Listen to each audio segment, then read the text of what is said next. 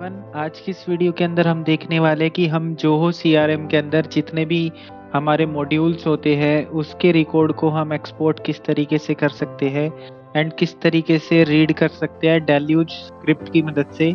तो चलिए देख लेते हैं। इसके लिए हमें यहाँ पे वॉइड कीवर्ड का यूज करना होगा एंड यहाँ पे हम लिखेंगे ऑटोमेशन, जो कि हमने अपने फंक्शन का नाम सेट किया हुआ है। मैं बता देता हूँ मैं किस फंक्शन के बारे में बात करता हूँ। मैं यहाँ पे कैंसिल करता हूँ एंड यहाँ पे यस प्रोसीड पे क्लिक करता हूँ। यहाँ पे आप टेस्ट नाम का फंक्शन देख रहे हैं, यहाँ पे ऑटोमेशन की कैटेगरी में है, तो आपको यही चीज वहाँ पे लिखनी होती है बेसिकली ऑटोमेशन। तो मैं टेस्ट के फंक्शन को खोल लेता हूँ, एडिट फंक्शन पे यहाँ पे क्लिक करूंगा। मैं इस पूरे कोड को डिलीट कर देता हूँ जो कि मैंने टेस्ट कोड बनाया हुआ था आप लोगों को समझाने के लिए, ठीक है। तो इतना पार्ट मैं डिलीट कर देता हूँ, मैं इतना ही रहने देता हूँ। वॉइड ऑटोमेशन गेट जो रिकॉर्ड बाय आईडी, ये हमारा फंक्शन का नाम है एंड ये ऑटोमेशन जो है हमारा कीवर्ड है जो हमें मेंटेन करना ही पड़ता है। उसके बाद हमें करली ब्रेसेस लिखने होंगे इस तरीके से एंड देन हम यहाँ पे अपने वेरिएबल्स को डिफाइन करेंगे जो कि हमारा होगा ऑल लीड्स। और यहाँ पे हम एक्सेस करेंगे जोहो डॉट सीआरएम को एंड यहाँ पे हम लेंगे गेट रिकॉर्ड्स। अब गेट रिकॉर्ड्स तो हमें सारे के सारे रिकॉर्ड्स मिल जाएंगे,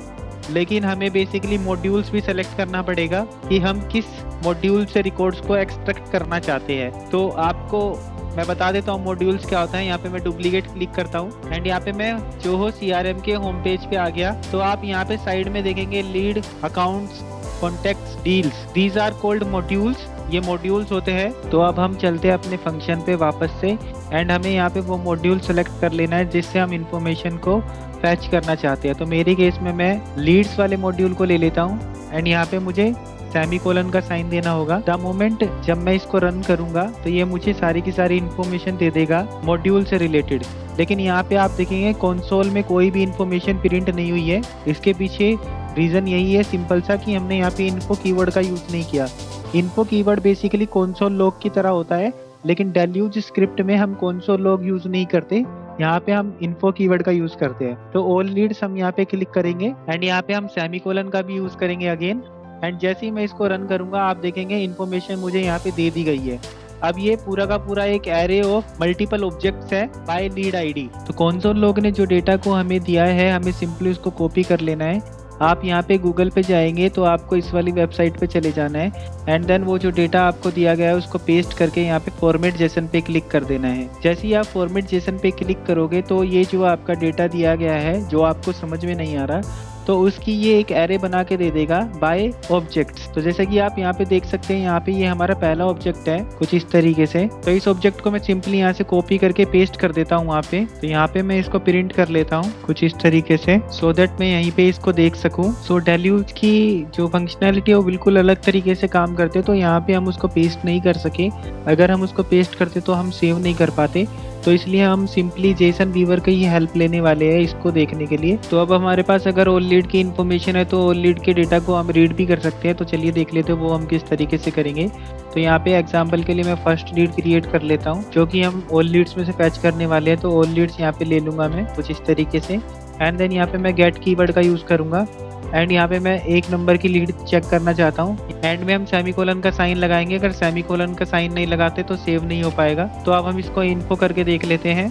तो यहाँ पे हमारे पास फर्स्ट लीड की इन्फॉर्मेशन आ जानी चाहिए। देख सकते हैं हमारे पास फर्स्ट लीड की इन्फॉर्मेशन आ चुकी है। क्योंकि हमारे पास ये ऑल लीड की इन्फॉर्मेशन भी आ रही है तो मैं इसको कमेंट कर देता हूँ एंड देन दोबारा इसको मैं रन करके देख लेता हूँ कुछ इस तरीके से। अब हमारे पास ऑल लीड की इन्फॉर्मेशन चली जाएगी एंड हमारे पास सिर्फ और सिर्फ फर्स्ट लीड की इन्फॉर्मेशन आ रही है। अब हम सिंपली क्या कर सकते हैं, इसमें से ये वाली डिटेल्स फैच कर सकते हैं, ये वाली डिटेल फैच कर सकते हैं। तो मैं कंपनी इन्फॉर्मेशन फैच करके दिखा देता हूँ आपको। तो फर्स्ट लीड पे हमें क्या करना होगा, गेट करना होगा कंपनी इन्फॉर्मेशन को।